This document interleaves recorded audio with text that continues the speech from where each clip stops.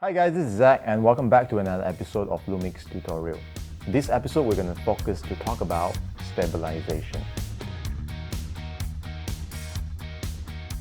So we require stabilization no matter we are doing photos and videos because sometimes we just need to add some movement in our video, or sometimes the pictures we're capturing is just so fast moving and our hands are shaky, or we are shooting in a longer lens, so we need stabilization in order to have a clearer pictures. So there are a lot of type of different stabilizer. We have the external one like a gimbal. Traditionally, the most oldest form of stabilizer will be a tripod. Just a tripod, put your camera in it, it's stabilized. We have the internal one, we commonly refer as IBIS, in-body image stabilization. So there are commonly two types of IBIS.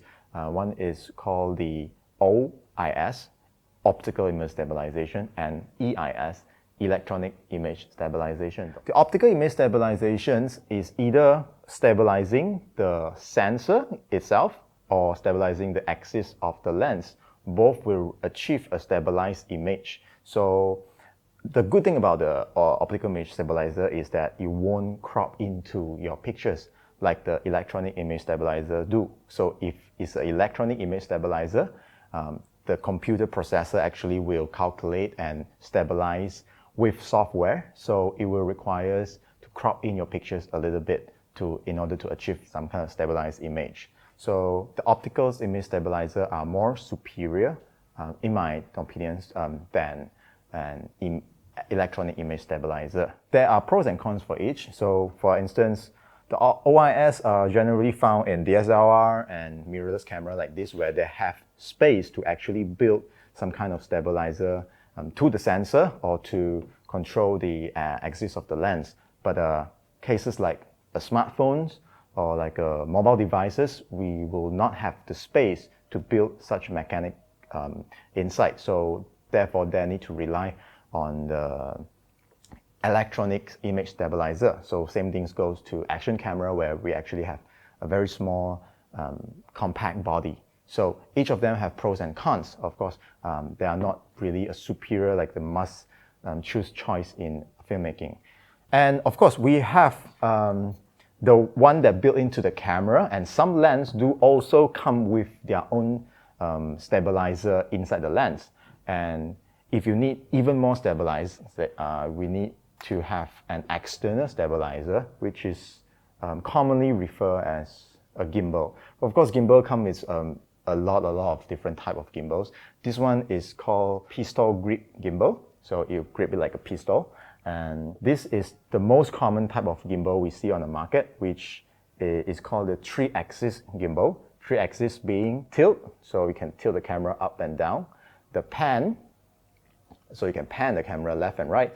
And the roll, so you can do this rolling effect. So this is the 3-axis. Of course, we will see more different type of more advanced stabilizer, or we even have 2-axis in some mobile stabilizer or some drones, and we have even 5-axis in some more advanced stabilizer out there. Of course, it all comes with different price point and all have their pros and cons, like in terms of how heavy they can load it and how compact that is and the price. And if you are not planning to get an external one, totally fine. I think for camera like the GH5 has its reputation of having a very good built-in in-body image stabilization. Same goes to the GH6 we're recording right now. And this one, if I'm not mistaken, is about 5.5 stops. And the GH6 can go up to 7 stops. So of course, the more stop being a better stabilizer.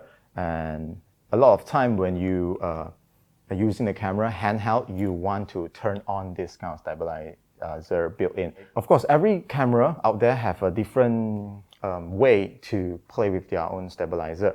But for camera like GH5 and GH6, what you can do is that for manual lenses, if you attach a manual lens which doesn't have a stabilizer built in most of the time, and the camera can actually, you can input the focal length of the camera. So let's say we are putting a 25mm here, it's manual lenses, and I can tell the camera that I am putting a 25mm right now, and therefore the camera will move the sensor according to the focal length of the lens to achieve a stabilized image, it will do the calculation inside. So this is a very, very handy feature I really like about the GS6 and the GS5, and it's built in. I'm not sure other cameras have this or not, but this is something that I really, really enjoy doing it because I use a lot of manual lens and cinema lens, anamorphic lens that you can actually do that. Speaking about anamorphic, the GS6 do have a built-in anamorphic feature, which not only it de-squeeze the anamorphic internally, but it can also stabilize an anamorphic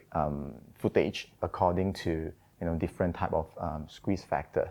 So that's a very handy thing also built into the GS6.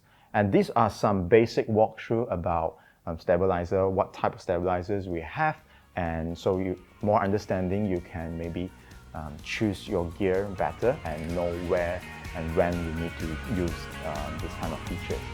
So I'm Zach and thank you for watching, and we'll see you next time.